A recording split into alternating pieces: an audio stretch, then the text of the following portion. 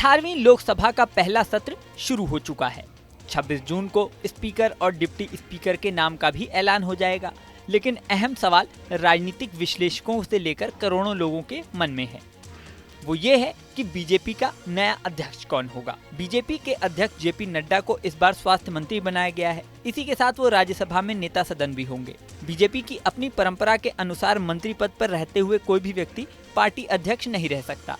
अभी तक बीजेपी एक व्यक्ति एक पद की पॉलिसी पर चलती रही है। ऐसे में अब अटकलें तेज हैं। जल्दी ही बीजेपी पार्टी अध्यक्ष की जिम्मेदारी किसी और व्यक्ति को सौंप सकती है। अहम सवाल ये है कि वो व्यक्ति कौन होगा।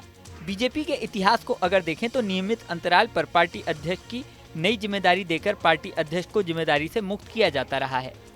साल 2014 में बीजेपी के राष्ट्रीय अध्यक्ष राजनाथ सिंह थे।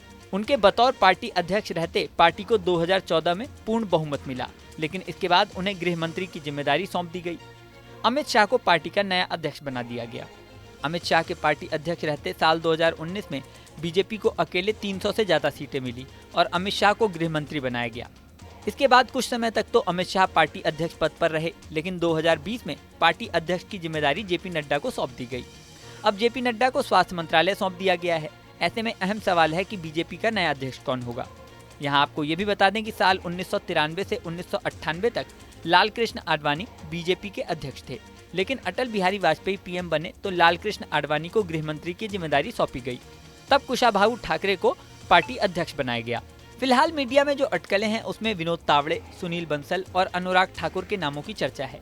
हालांकि इसमें एक पेच ये भी है कि कुछ ही महीनों में हरियाणा, महाराष्ट्र और झारखंड में विधानसभा चुनाव होने हैं। ऐसे में अगर किसी नए व्यक्ति को पार्टी अध्यक्ष बनाया गया तो नए सिरे से टीम का गठन करना पड़ सकता है। ऐसी स्थिति में संभावना है फिलहाल जेपी नड्डा पार्टी अध्यक्ष के पद पर बने रहेंगे और विधानसभा चुनावों के बाद नए बीजेपी अध्यक्ष का फैसला होगा। कुछ मीडिया रिपोर्ट्स में तो यहाँ तक दावा किया गया है कि बीजेपी की इस मामले पर आरएसएस से भी बातचीत चल रही है, लेकिन इस दावे की फिलहाल पुष्टि नहीं हो सकी है। यहाँ ये बात भी महत्वपूर्ण है कि इस बार चुनाव में बीजेपी को अपने अनुमान से कम सीटें मिली और पिछले 2 लोकसभा चुनावों की तरह अकेले बहुमत नहीं मिला। ऐसे में आरएसएस की ओर से इलेक्शन में फुल सपोर्ट नहीं मिलने के दावे भी सामने आए थे।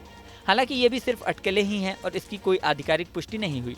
फिलहाल नए बीजेपी अध्यक्ष को लेकर क्या फैसला होता है और कब होता है, ये देखने वाली बात होगी। इस वीडियो में फिलहाल इतना ही, लेकिन जाने से पहले सबसे जरूरी बात, हमारे चैनल न्यूज़ नेशन को आपने अगर सब्सक्राइब नहीं किया है तो अभी सब्सक्राइब कर लें। इसी के साथ स्क्रीन पर दिख रहा बेल आइकन प्रेस कर दें, जिससे हमारे नए नए वीडियोस की नोटिफिकेशन आपको मिलती रहे। मिलते हैं नेक्स्ट वीडियो में, बने रहें न्यूज़ नेशन के साथ।